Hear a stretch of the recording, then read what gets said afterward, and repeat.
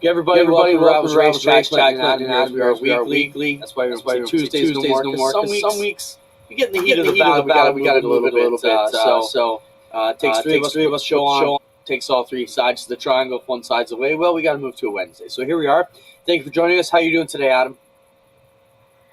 I'm all right. Just so everyone's aware, the heavy breathing is the dog. It's not me, and it's not Clint. Sure.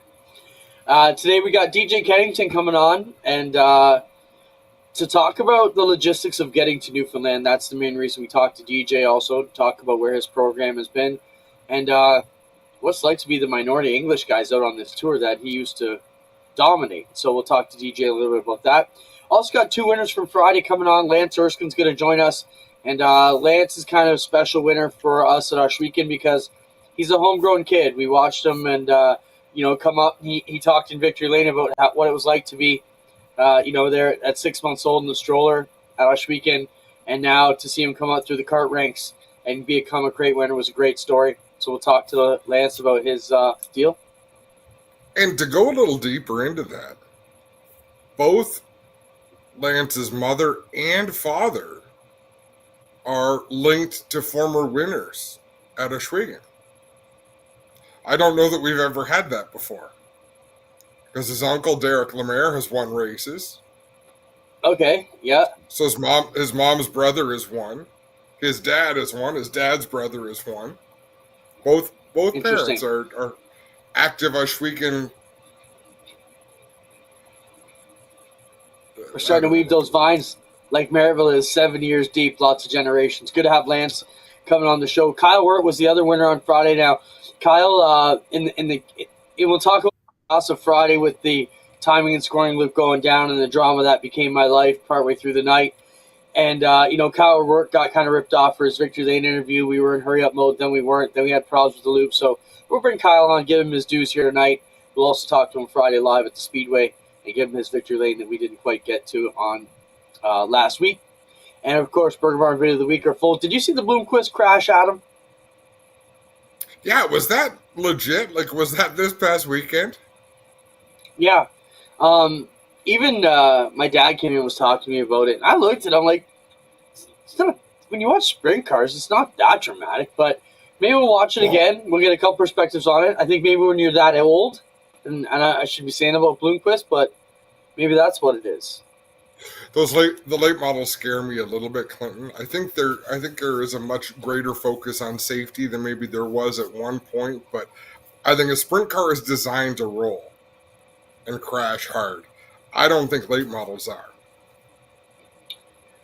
I gotta tell you, it's a bitch to get out of a car when it's upside down, no matter what it is. Even like if you had an old style street stock, a 79 Monte Carlo with the wide body, it's still terrible to get out of that when it's upside down. These late models are absolutely terrible to get in and out of, so I can't imagine how tough that must be when you're injured, not feeling good, on fire, or upside down, or all of the above. So we watched Bloomquist crash. Do you think it's traumatic to be on fire? Yes. Is that a big deal? I also think, absolutely. If there was an official in the window of the car while you were on fire, would you kick that official to get out of the car? Now you're making up stories. I was going to answer with the truth of the matter and say, yes, it is dramatic to be on fire. Just like it's dramatic to be trying to save someone's race car and get kicked in the ass by the guy you're trying to help. So we can continue to fight over that. You're going to be doing can't wait till I'm on fire? Yes. You're going to be doing the Top Gun Award or something in Victory Lane. I'm going to come out and I'm going to set your shoes on fire. And then I got to tell the fire crew, listen, until he kicks you, do not extinguish it. See you twist this whole thing around. See, if people haven't seen the arguments, we're fighting about a clip that came on maybe 6 weeks ago. Spencer, you might have to rehash that, because it might be the night for me and Adam to fight it the frig out at the end of this one. I have fantasized. This is the worst thing I'll ever say on this show, but I have fantasized about you being on fire. I want to see what this jerk really does when he is in that same situation. I don't want you to get hurt. I just want you to have the level of fear that can only happen if you're actually ablaze, and see how you react to it. See, I would say the same thing in rebuttal. I would say I don't want that driver or his race car to burn. I just want him to have a bit of, oh, here we go. Oh, so we're just jumping right into it then. With no pretext. Hoo, hot, hot. And you can see his legs changing color down around his ankles. Yeah, I still say asshole move. 100%. Yeah, you're wrong. That's okay. Why wouldn't he run in front of where they can actually see him and then point to his feet? How about stop, drop, and roll? How about he's lucky he didn't get his ass kicked and they both burned to death? That's what I'm saying. Yeah, that could be. Hey, Tyler, thanks for tuning in. Jim, thanks for the compliment. Rob, thanks for the support. Clinton, you're still a dink. See, that's what I was going to say. That's how you know you're wrong. You just change the subject. But I don't know. So much craziness going on. What do you want to talk about? Flamborough? We had to do that 2 days this weekend. It was a good weekend. Good show at Ashwaubenon, and then a good race at Flamborough. Rain dates are always a drag.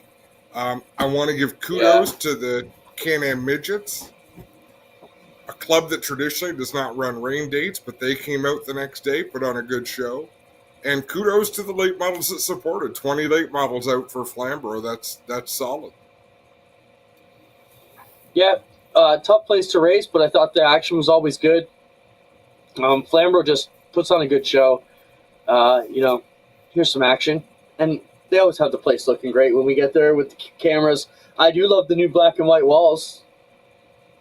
The walls look good. The landscape, he takes good care of the grass. There's little things that they do there very well.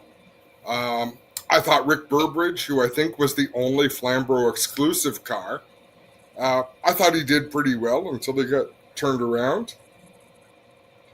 So it was fun to watch. Some good racing here. Kyle Steckley, Jared Fitzpatrick go at it for the win. Steckley gets the win. Good to have Fitzpatrick back at Flamborough, obviously, and back with the series in general. Jake Sheridan started on the pole, had a great run going there, experienced what we think is some battery electrical problems, and that kind of messed up the rest of his day. So he showed speed too, but didn't quite work out for the way they needed that one to go. And it's just a tough deal all around. This week we set up Peterborough. Yeah. Everybody who went to Flamborough and raced should be in good shape to go to Peterborough. Connor Pritico, that was a tough deal that he went through. And I don't know if the rear end broke to send him into the wall or if getting into the wall broke the rear end. But hopefully they were able to make repairs and get to Peterborough. But for the most part, the rest of the car should be able to get buffed up, scaled, and brought back out. Yeah, off to Peterborough this weekend. It's a great little spot. The drivers seem to love it. It's really fast. Adam, if somebody's thinking about going up to Peterborough, we always ask the drivers this, but why should someone head up to Peterborough Saturday for the APC race this weekend? There's always going to be excitement. The pavement is so old, the track is so worn and so fast that the drivers really have to get up on the wheel, pedal their race cars. So you're always going to see some action. Plus, the Dayco Super Stocks. Those Super Stocks put on phenomenal races. Yeah, their first event of the year. It'd be exciting to see what kind of car counts they get, who comes back out to battle for that. That's been a great series up here as well. So we'll be live around dinner time. We didn't get our schedule yet of the exact times, but usually on about 5:30, something like that. DJ did not get a link. Okay. So I'm gonna send it to you, Adam, here quickly, and just trying to get DJ Kennington his link here. So I'll forward it to you, Adam. All right. We'll try sending to him again too. Yeah, we'll do. But what else we want to talk about? Mostly just you being wrong. Thank you. It's my favorite topic.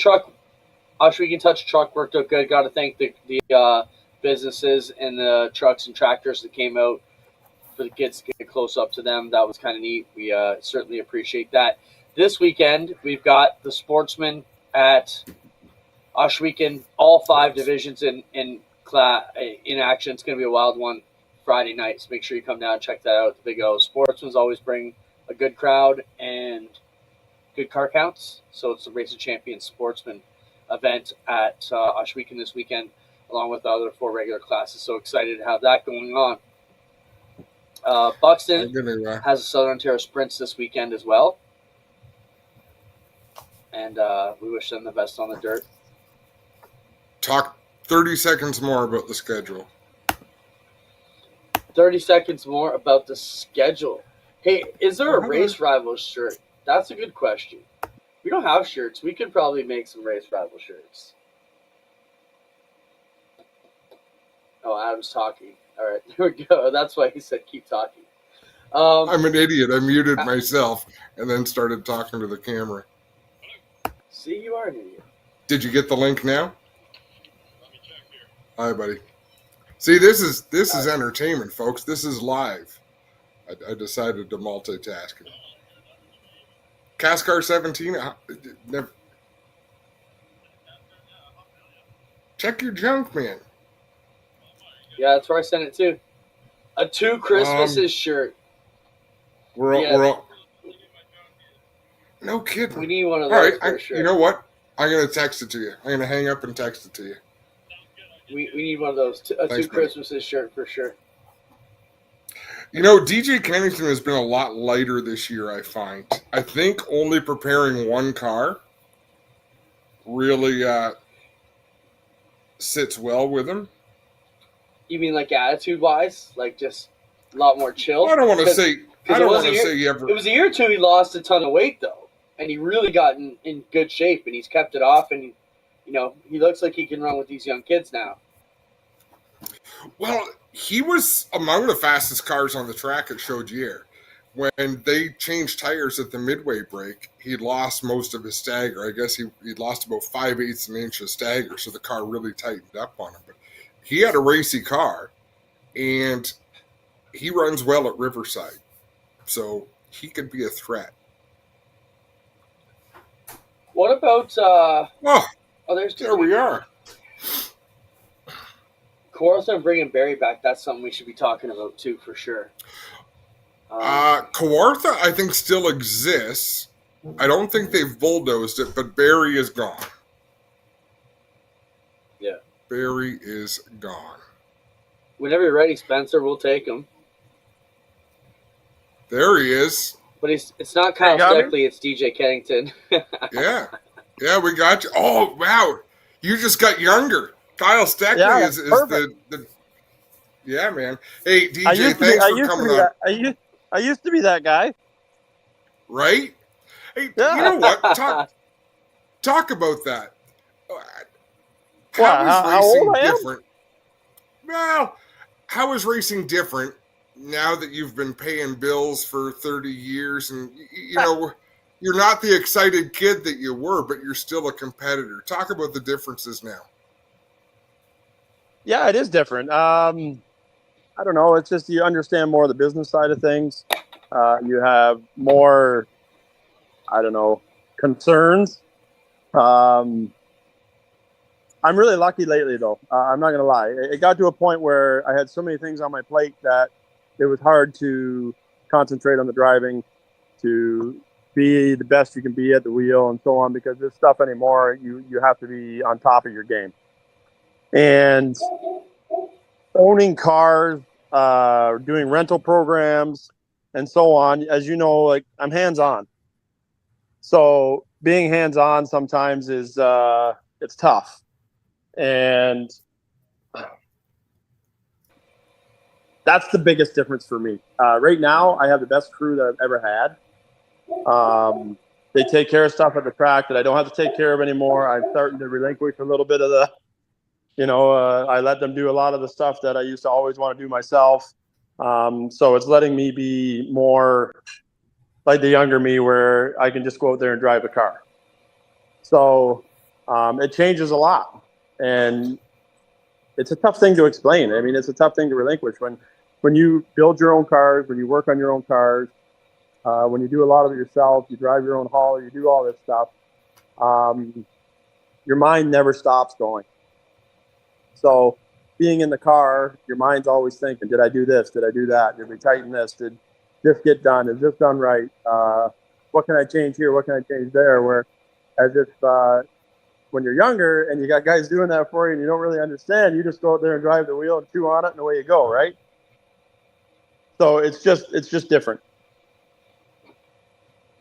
It's funny you say that, DJ, because Adam was just mentioning that while we were waiting to get you on, that you seemed lighter this year, and not body weight wise, because we saw that transformation a year or two ago. But now this new DJ, where you seem happier, you seem more concentrated on the deal, and like you just said, all that stuff. Why I wanted to get you on today, DJ, is, you know, getting to Newfoundland is a huge undertaking for the teams as it is. But we got some inside info that the teams have been throwing a curveball as far as the ferry situation there. Maybe you can just let the fans know, like, what you're going through, and you're the perfect guy because you do drive the truck yourself. Like, we could get another driver on, but you're actually going to drive this rig yourself. You have to deal with what the team drivers are going to have to deal with. Tell us a bit about that situation and where it sits today, and the pivots you guys have had to make to get to Newfoundland a week from Saturday. Well, it all started with they got a brand new ferry in North Sydney that runs North Sydney to Argentia, and that's our route that we take to go out to race at Avondale. So, as you can see, I'm just hanging out in the shop here. The boys are all working.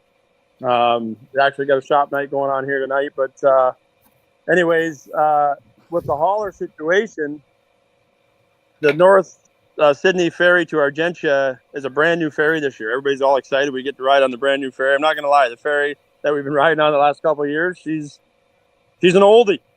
But everybody thinks it's like going on a cruise liner, but it sure as heck isn't. So, but anyways, the new boat's got problems. It's got a lubrication problem or something. Obviously, they didn't put Castrol in it. So I don't know what's going on with it, but they basically said that the boat's not running from North Sydney to Argentia. So they scheduled us on another boat from North Sydney to Port aux Basques. So what that means is when you get to, it's a 6-hour ferry ride instead of a 14-hour ferry ride. And then you've got a 10-hour drive once you get to Newfoundland. So we got to drive from one end of Newfoundland to the other pretty much, which I guess is okay. Get to see the whole rock then. But yeah, it's just been a bit of a curveball. So instead of just getting on the boat, arriving, we got an hour and a half to go to the racetrack. Now we've got another 10-hour drive once we get there. Same thing with coming back. We got to leave room for a rain date, right? I mean, it's racing. It can happen. So they had us going out at 5:30 a.m. on Monday, back out of Port aux Basques to North Sydney. But if we rain and we have to race Sunday, it's a pretty tight squeeze to go 10 hours and get ourselves back. So NASCAR, the Marine Atlantic, everybody has done a really good job at getting us sorted out. It's been a huge undertaking, but we are going to make it, we hope. Everything looks good so far. And now we've got a ferry home on Monday night at midnight. So we're going to sail through the night and get us back to North Sydney so we can get over to Riverside Speedway and start getting ready for Riverside. DJ, how many oval cars will you take on this trip? I got 4 going in my trailer. I've got Sarah Thorne. Actually, she's running both races out there. So actually, there's Sarah's car right there. Starting to get it ready to go. It's pretty much close to being ready now. I'm taking 2 of the Castrol Edge Dodges here. Taking 2 of them for me in case we obviously have an issue. And then I'm helping out Larry Jackson, getting Larry there. And obviously Larry's supported this series a long time and a good friend of mine. And it's tough for him, obviously financially and so on. And we made a deal, and I'll help him take his car out there, and he won't have to take his dually and so on. So it's a big undertaking. It's I'm actually, believe it or not, Adam, you're going to find this is crazy news. I've got another driver actually going with me. So I'm going to have another truck driver with DJs, so I might even actually get to lay down for an hour or something. I don't envy that driver. I don't envy the person who has to get in your seat and take the wheel with you still in the truck. Screw that. I'd tell you to go climb in the back, ride in the race car. I got Chase with me too. Chase is going again, my boy. So it's going to be a good time. Joe Ryder, actually, that drove our second hauler last year. A good friend of mine from Willwide Transport. He's retired now, and he's going to go out and drive with me. So it should be a good, fun trip. Clinton, I'm going to hop in for another. How stressful is it to have 3 oval races back to back, DJ, without coming back to St. Thomas in between? It is. It's a lot on the teams. I mean, my guys especially, they've got to fly home. They've all got regular jobs, obviously. So they're going to fly home and work during the week and then fly back. I got 1 or 2 of us staying out there that, we'll turn the cars over and so on. Hopefully we don't have any huge problems at Avondale. You never know. I mean, it's racing, right? So we do have 2 complete Castrol Edge Dodges ready to rock and roll. Both of them are good cars. One's actually making its debut at Avondale. Finally got one of our new cars done, so we're going to give it a shot there and see what we got with that, and then we'll make a call on what we're going to do at Riverside, what car we'll run there. But it's a lot. It's you got to make sure you take everything. You've got to, take some body panels, take some bumpers, take hood pins, take all your brakes, all your grease, all your fluid, everything that you need to turn these cars over that you would normally do in the shop. You got to do it on the road. So it's just a lot of preparation. DJ, Adam was out that you've run good at Riverside in the past. Out of those 2 tracks, one do you feel you got the best shot at picking up a win or having a better run at? Both of them.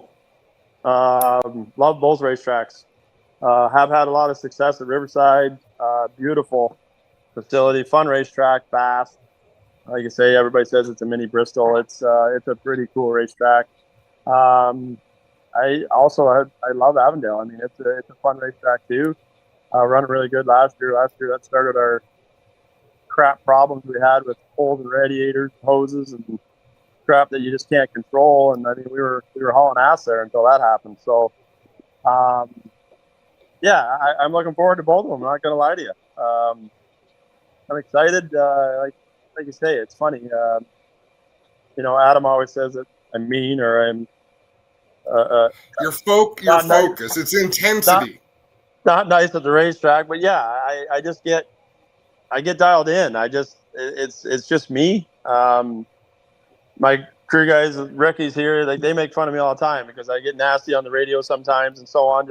It's just me, and I don't think if you don't have that fire, I mean, you don't want it that bad. I mean, why do it? I'll tell you something. I've got a rule. I will not judge someone's personality, a racer's personality, by how they are at a racetrack, because it's not fair at all, right? Like there's people. Brett Hearn is probably the best example I can think of. Nicest guy in the world to have a conversation with away from the racetrack. At the track, like he is eye of the tiger. Like you can barely talk to him at a racetrack, but away from it, phenomenal. And you've had your moments, but hey, it is what it is. That's a lot of responsibility. That's your livelihood you're dealing with every week. So it is.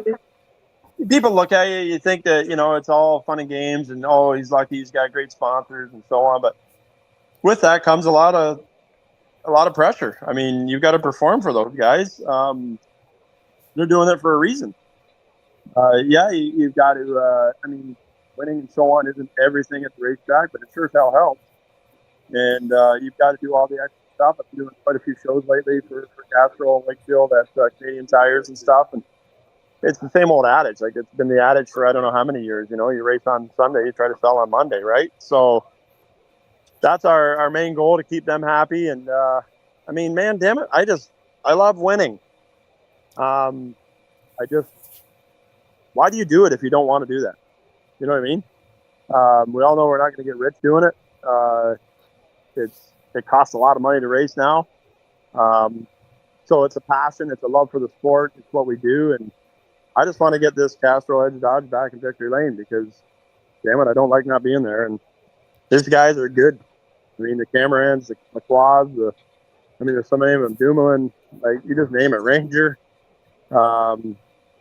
It's a tough deal to win. So when you can get it done, it feels good. It's a big accomplishment. And I even texted Andrew after last weekend and congratulated him because Andrew and I mean, he's raced for me for years.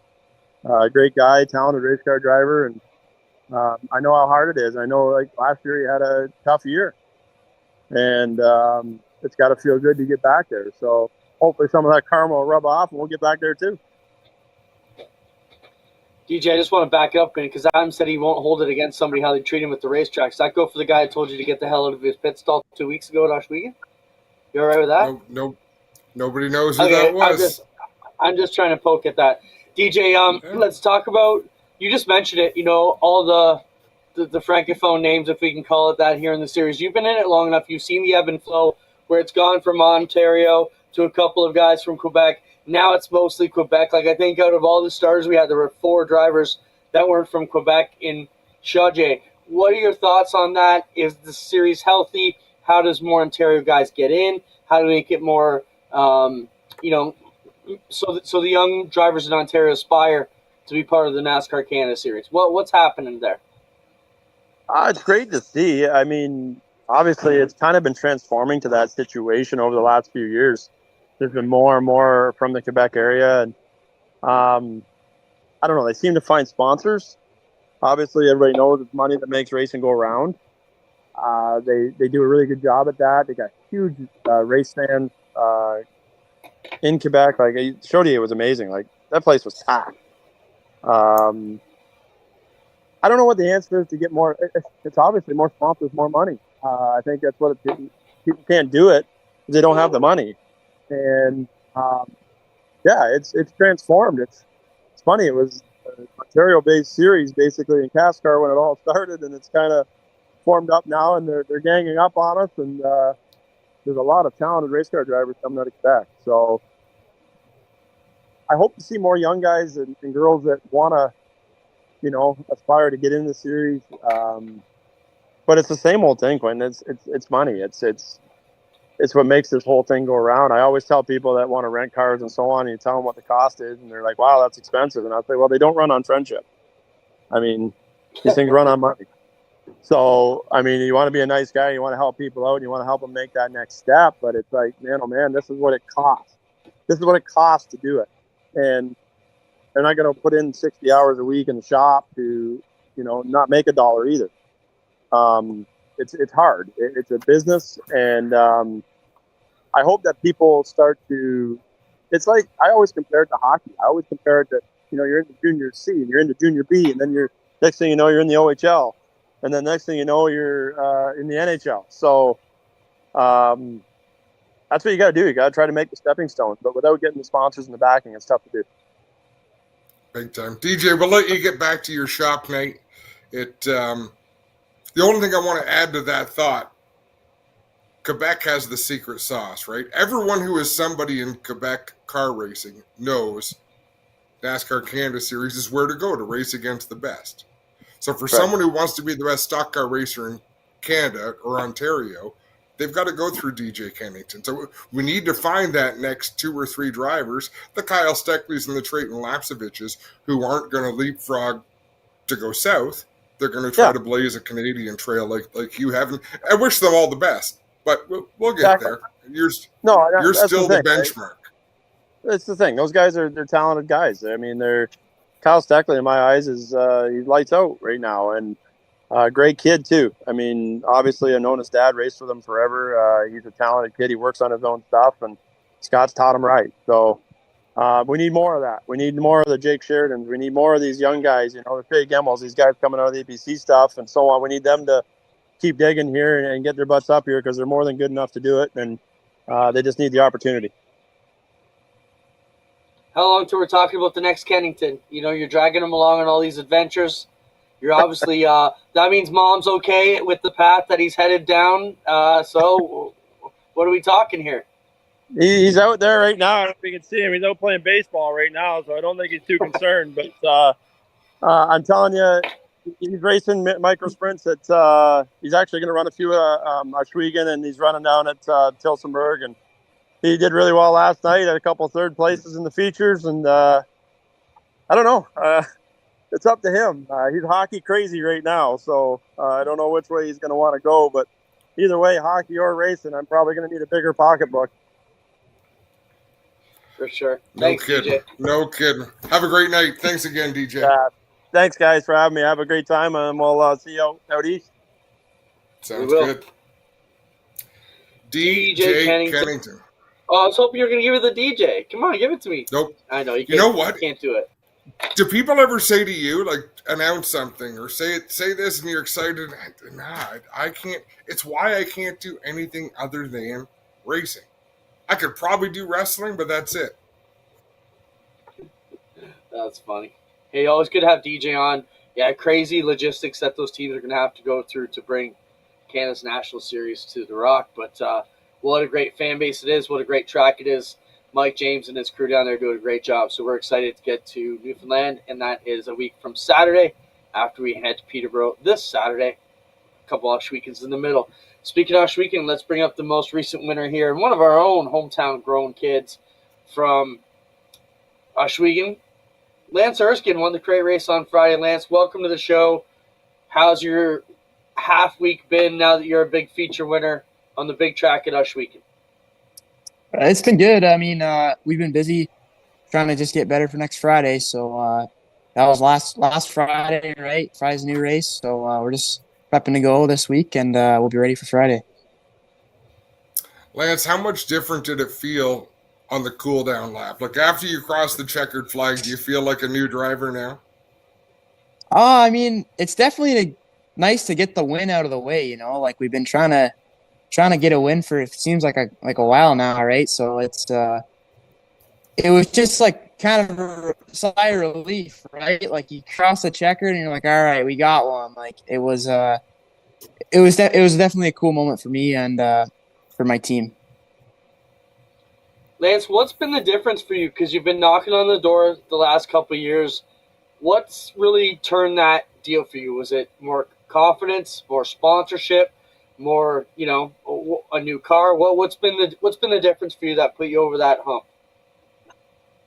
I mean, I've just been really working hard on my setup stuff, just trying to get this car where I like it. And these sprint cars are so sensitive to changes, and it's hard to know when to make the right change at the right time. And I've just been really trying to perfect that, and talking to different guys in the pits of their advice, and just trying to learn as much as I can. And it's really been a learning process for me. But I honestly, like, what's really helped me is like getting to travel a little bit, not even racing, just going to races. Like, I went down to Volusia in January, World Finals, and just kind of talking to some of these guys and seeing what they change and not going crazy with the car throughout the night. And I also have just been trying to clean up my driving, and I think all that's kind of just clicking together, and it's really paying off right now. So you had Steve Murdoch chasing you down, which I'm going to say is probably one of the fiercest competitors right now in the crate sprint division. When you went back, because I'm sure you went back and watched that race over again. Yeah. How pleased were you that you were able to gap him and keep that gap? And that's hard to do as the leader, because he can be super aggressive in second trying to track you down, and he couldn't do it. Yeah, I mean, like, Steve's fast right now, right? He's probably one of the best guys there. Steve, Jesse, and Brett Stratford. Those are the three guys to beat every week in my eyes. So, yeah, Steve was hard to beat. He was fast. Obviously, I can't see what he's doing. He's behind me, but I knew the top of 3 and 4 was a lot faster than where I was running, but I didn't want to go up there and risk blowing it off the track and throwing away a win, right? So I was just trying to keep cool out front, and I knew someone was coming, but I didn't hear anybody behind me, luckily, so I figured I had a bit of a gap. And like, turn 1 was a little treacherous there last week, so I figured if he got around me and out of 4, there's no way he was getting by me into 1, right? So luckily it just kind of worked out. Lance, your dad seemed pretty chill in Victory Lane. I was just, like, our TV mode, I'm like, come on, pick the boy up, man, let's go. But your dad seemed really chill. Like, what was the reaction from the crew and the family? You know, I know a few of them were pretty pumped up, but, you know, your dad seemed to just take it in stride. Yeah, it was a proud moment for not just my dad, but, like, my whole family and crew. Like, just to get a win like that was and with everybody there, it was really cool for me, man. Like my dad he was pretty proud. He wasn't saying a lot, but he's smiling all night and he was fired up. And same as my uncle Derek, he was happy, man. Like and the first thing, like I made sure to remind him, like he never got a crate win. So I'm like, hey, bud, I got one on you, like, right away. So, but yeah, it was good. It was a good night for us, and just really cool. Just a proud moment for the whole team. It was awesome. Something a little bit different too, Lance. I'm going to assume that you went back and watched it because now I'm throwing a follow up in there. But Joe Plazik called your race. I mean, how cool is that? A legend in the sport to be a part of that, of your history now. For sure, yeah. I mean, Joe's like definitely like Canadian racing. Joe Plazik's up there, right? So he's definitely a legend in dirt modified ranks, and for him to be there that night calling the race is kind of cool, right? It's I didn't even think he knew who I was, so it's neat to win in front of him, right? So big time. Let's talk about the rest of the season going forward. You know, you mentioned those three guys that you're going to battle for the championship. Now you got a feature win. Things are going the right way. You got a lot of confidence coming into Friday. You know, are you like a tacky track guy, or are you hoping it slicks out, which is supposed to heat up here in the next couple weeks? Where do you find your best? Obviously, you liked where it was Friday, but Friday seemed a bit slick around the rest of the track. Turn 1 was tacky, but gnarly. Is that a fair assessment of the track? Yeah. I mean, you guys did what you could with the rain, right? Like this, we're lucky to get the race in, to be honest with you. Like, so for turn 1 to be a little chunked up, I mean, it is what it is. Like the rest of the track was like nice and smooth and slick. The track's only going to get drier the next 4 weeks, right? Headed in July, August, right? So we got to get better on our slick track stuff. I personally, I mean, I don't mind a slick track. I mean, everyone's a hero when it's tacky and gripped up. So when it gets slick, I can kind of work on my pedals, right, and just kind of work on being smooth. And I'm a big fan of slick tracks, but I like it when there's a top and 3 and 4 to rail around too. It makes the racing pretty good. Oh, that's awesome, man. Well, Lance, great job on Friday. It was fun to watch. It was fun to see the celebration in Victory Lane, and you had a great Victory Lane interview as well. Very well spoken. So all around, phenomenal job, and thanks for hanging out with us. Yeah, thanks for having me on, guys. I mean, I suck at these interviews, so I appreciate you guys being patient with me, but hopefully we'll be talking to you again next Friday. You're all good, man. It's just a conversation. You did great. Thank you. Good luck, Lance. Lance Ersin, the most recent crate winner. He'll try and defend that title here as we get into Friday, once again at the Big O. Man, it was chaos Friday, Adam. Lots of stuff going on. What do you want to get into before I get into mine? You know, I wanted Trendon made a comment about the age of our drivers, and don't be fooled by Lance Ersin being a youngster. He's been racing for, what would you say, Clint, 10 years? Between, you know, whether, I don't know if he started in karts or micro sprints, but these kids now, they show up at our Friday night programs with way more laps than most of the adults. Because a lot of adults are just, like, let's just pick one out of the blue. Trevor Young. Well, how many laps did Trevor Young have in any kind of racing machine before he came mini stock racing and sprint car racing, or Ken Hamilton? These kids that come up, they got thousands of laps. Brennan Hagar last Friday night thought he did a fantastic job out there. Got some seat time. He's won a lot of races in micro. So even though these kids are kids and they're youthful, there's a lot of experience in those helmets. Yeah, probably started when he was 8. Uncle Doug says he's 19, so he's been racing 10, 11 years. Yeah, you're right. Let's jump into Kyle Wirt here. Kyle was the Thunderstock winner, and we had chaos going on Friday night last weekend. We had the loop go down. We'll talk a bit about that and what kind of, like I said, chaos that brings to us when that happens. But we were trying to rush through the night also because it was getting late. We had weather coming. Kyle was the one guy who got ripped off for his Victory Lane interview. Kyle, welcome to the program. As I talked to you on the phone today, we'll be getting you your dues this week, and we got some stuff planned for you. But congratulations on picking up the win. Anytime you can win at Oshweekend is a good deal because the field is so tough. Car counts are up. Tell us about your night. What a wild night. You got together with a car who flipped. You managed to take a damaged car and still win the feature. Thanks for having me, guys. But yeah, that was pretty interesting start to a 20-lap feature. Just sending the guy on his roof and keep trucking along. Um, it's interesting whacking somebody like that and watching him go the other way upside down. So I'm glad he's okay. But that was a fun one. Yeah, so he lost control, right? Adam, go ahead. Kyle, wins are not easy to come by in the Thunderstock division. How good does it feel to knock one off this early in the season?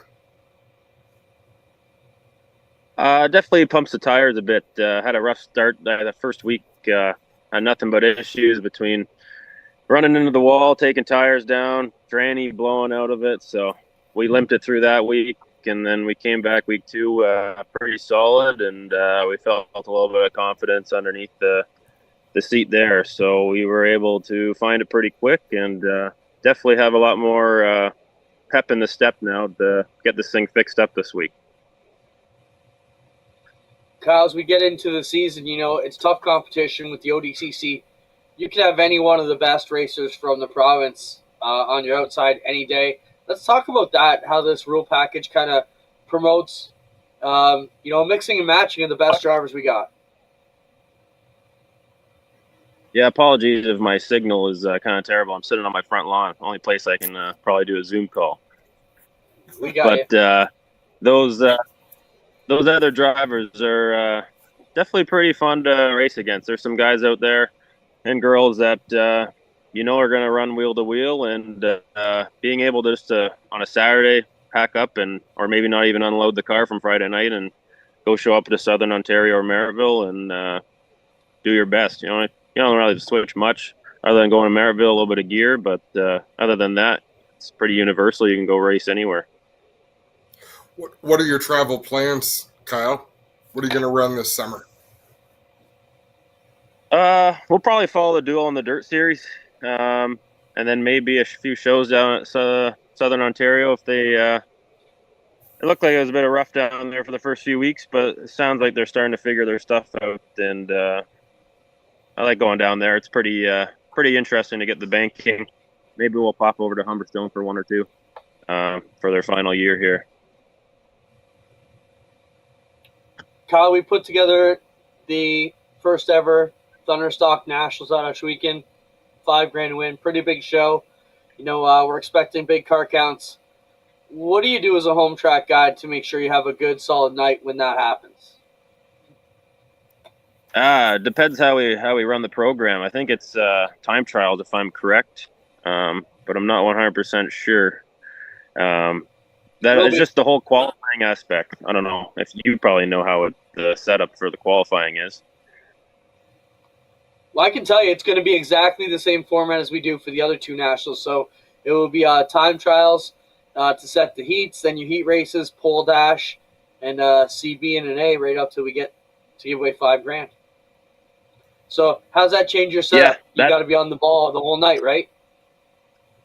Yeah, you got to come out of the gate strong. There's no running some heat race tires there. You're coming out full setup, full wind, and you're definitely bringing a spare tranny and whatever parts you can put into that trailer to be out there and change to be back on the track if something goes wrong in that dash or the time trials anywhere along the night. Well, now let's be real, Kyle. Is overalls acceptable for an event of that magnitude? Hey, I think so, because there's that one guy out there in the pits there, Mr. Kevin. He wears overalls weekly, and that car seems to be pretty quick over there on the Beagle side. I'm just saying, we could get Epic hooked up. You could have a tuxedo for the big races. Hey, if I can wear whatever you want, maybe there's some other ones I can think of that maybe shouldn't be on live TV, but would be a good joke for myself. So for those who aren't aware, Kyle Wirt's fire suit, Epic Racewear fire suit, is made to look like a pair of overalls. So just thinking a fancy event. Clint, we should talk to the folks at Epic Racewear. I mean, someone should get a leisure suit made. I think that would look badass. As Kyle said, maybe that'll be the winner Bonus. If we take a collection. A leisure suit. Those the Good guys one. over at Epic actually. Sorry, go ahead. No, go ahead. It's all about you. I don't know. I was just saying the guys over at Epic. I got that suit made up probably 4 years ago, and it's still holding together. And I still enjoy it every week. And I think I don't know if people seen me before wearing it in the pits, or if they're just surprised every time, and they kind of give me that one eyebrow raise, and I just kind of chuckled to myself. Kyle, it's a great Oh, we look, love man. So sorry you weren't able to enjoy Victory Lane Friday. Hustling things along to get the show in, but you definitely drove your tail off, and you earned that checkered flag. Yeah, I appreciate that. That it doesn't bug me too much, but I definitely always love to give the sponsorships a shout out when you can. They're nothing but handy. They've been returning for years, and they do nothing but help me out, get me there, and make this thing as fast as it is. So just nothing but appreciation for them and coming back every year and keeping that thing going.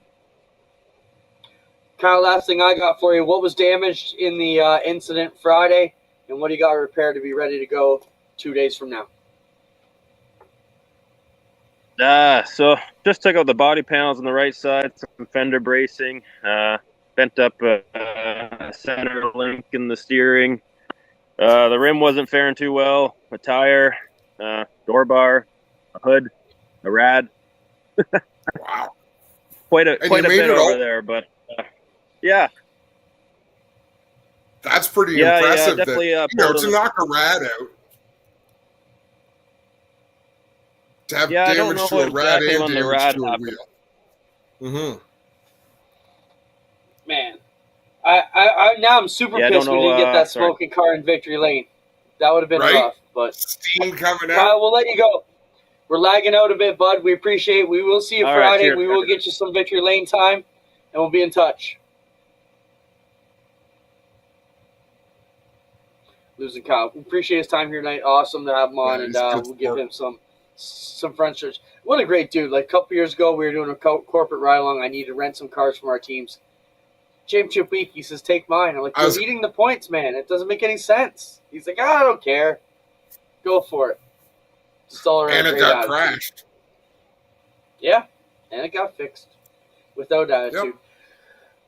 Burger Barn this week. I just want to send a shout out to Dylan Swiernick. We got to interview him Friday when he made the jump after Ransomville rained out. Came over. He's healing with some back issues, but send the best out to him. We got that going on. We got Adam before and after. Let's look at these photos. You got them, Spencer? Oh, Adam sent these Saturday. He said, this is how long I've been doing it. That's Adam now. And this is Adam then. Holy crap. Look, they didn't even have color. They didn't even have color film back then. You were sepia like the late 1800s. That was a color picture at one point. So, Dave, there's a bunch of photos in the Flamborough Tower of different people that have announced there over the years. That's almost 30 years ago, man. We've been at this game a long time. I know, it's crazy. When I think about a kid like Lance, and he's talking about how he was in the grandstands at 6 years old. If he's 19 now, A couple summers ago. we would have been announcing for 7 years before the kid was born at Oshweekend. Like that's nuts. Yep. What else got? Scott Bloomquist's crash. I think that's part of our Burger Barn videos of the week. If not, let's just have some video of the week fun. Burger Barn, don't forget Monday, Tuesday, Wednesday, fourth line Oshweekend. Got some great food deals, some of the best food and portions you'll ever have. And don't forget to stop into Petro Plus Travel Stop. The store's open. I stopped in there today, Adam, when I got gas to buy a charging cord for my phone because they have one in the new truck. They sell pizza. They sell everything there. They even had Burger Barn breakfast sandwiches in the Travel Plus, in the Petro Plus Travel Stop, plus all your tobacco needs and everything. So make sure you check it out. The official fuel supplier, GeForce TV. Here's our Burger Barn videos of the week. Oh, we got to get these. No more rich. Like they say, we won't tell anybody, but there'll be signs. Adam's backyard. We're going to fill in the pool. We're going to make a little slick track. What do you think of these? Oh, that's awesome. I'm in. Yeah, don't be slapping my ass, though. That's just a little weird, but whatever. What else we got? This is my 8-foot tall, 2,000 plus LED matrix custom NASCAR scoring tower. It uses live public NASCAR leaderboard data to update the running positions and advanced statuses of each driver in the field during the race, lap by lap. Let's take a look at a mid-race example from Phoenix Raceway. Here we see lap count, flag state, and up to the top 37 positions displayed. With 97 laps to go, Denny Hamlin, battling for the lead, spins out. The yellow lights indicate the caution. The green and red position indicators next to the car numbers highlight drivers that gained and lost positions since the last update. The orange bar is the lead lap bar. Drivers above this line are on the lead lap, and below the line are one or more laps down. This subsequently shows the number of cars on the lead lap and who is in the lucky dog free pass position at any given moment. The red blinking dot indicates a driver is on NASCAR's damaged vehicle policy. Here, Denny Hamlin made contact with race leader Tyler Reddick, therefore numbers 11 and 45 are shown as on the DVP. A blue dot next to a car number indicates that driver has recently pitted, in this case within the last 5 laps, but that is adjustable. This makes tracking both green flag and caution pit cycles much easier. Once the scoring cycles, we see at a glance that the top 9 drivers stayed out while the rest on the lead lap pitted for the upcoming restart. This is my 8-foot tall. Wow. Look at that. I remember a time when it was a big deal that someone had created an Excel spreadsheet that could automatically calculate the points. Now we've got freaking scoring towers. I'll tell you though, so when we used to have live pit stops with NASCAR Canada, like Delaware, Cayuga, no matter where we went, live pit road, it was so hard to keep up with who had pitted and who hadn't. Having that system would have been mint. That's brilliant. I thought it was neat. Super geeky though, but super cool. What else we got? He's got like 40 years in the same one. Oh. So this is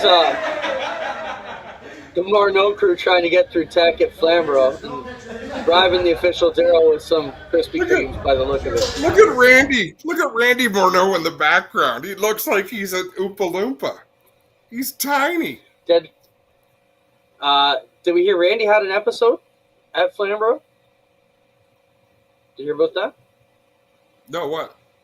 I think he had to be taken care of. So what? But he's all right. Yeah, what are I'm you gonna pull talking up right now. And I'm going off social media. Maybe I'm wrong here. Maybe it was somebody else. Jesus, I hope it wasn't somebody else.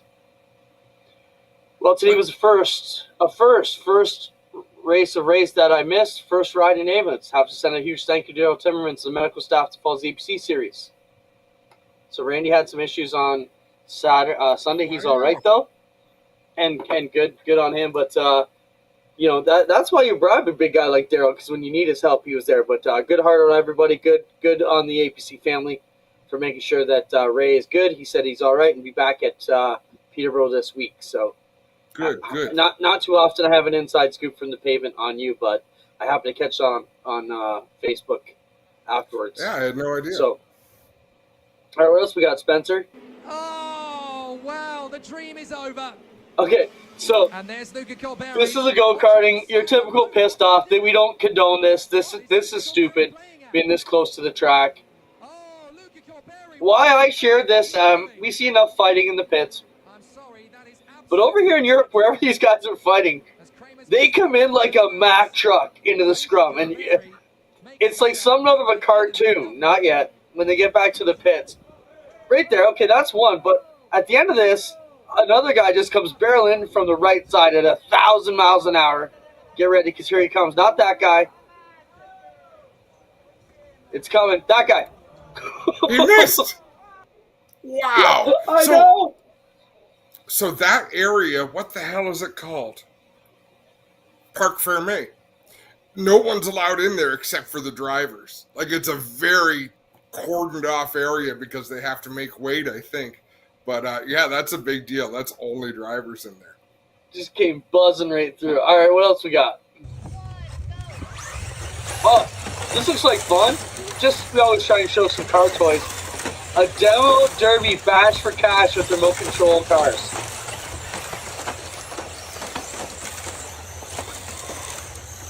trouble is they'll last forever. I know. You want to play all day. You don't want to have a 2-minute download derby. What else we got? We're up on the hauler, Scott. Man, I'm glad you're okay. Okay, so here's your Bloomquist crash.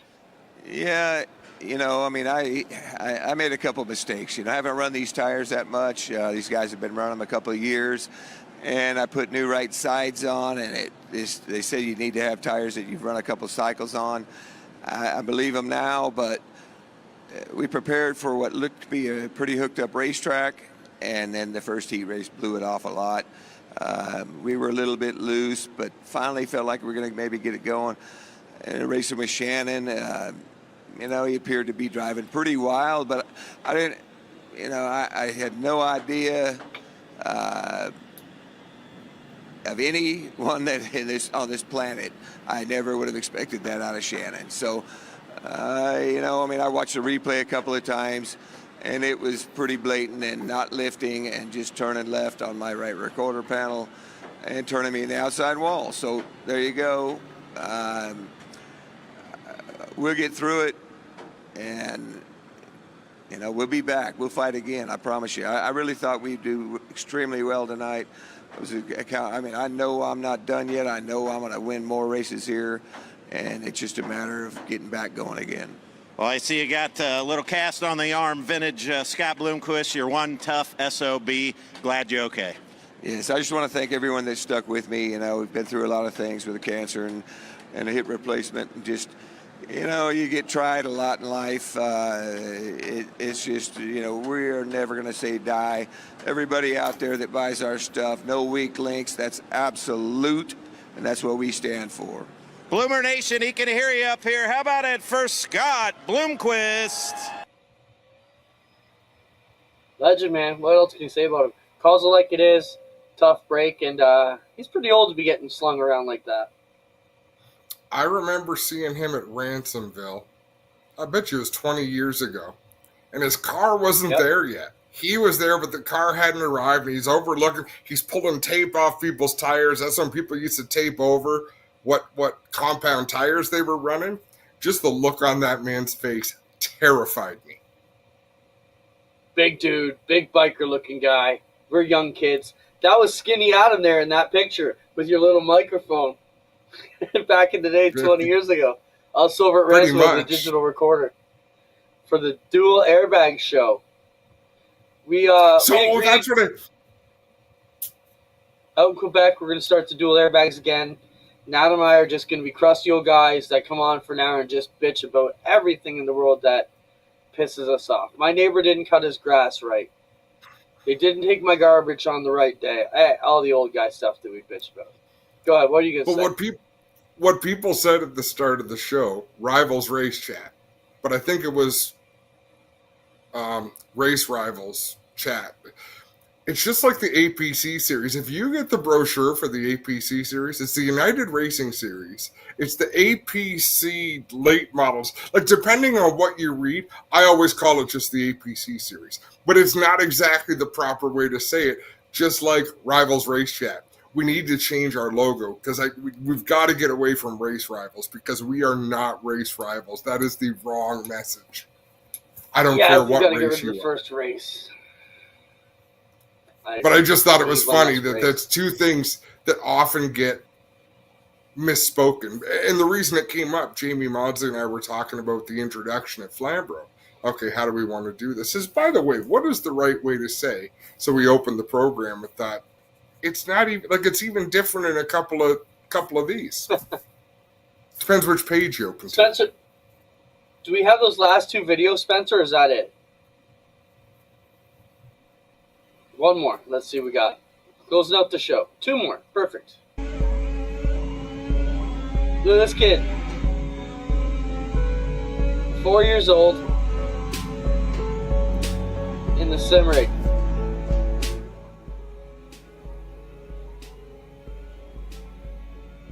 I'll tell you, Rocco Simone.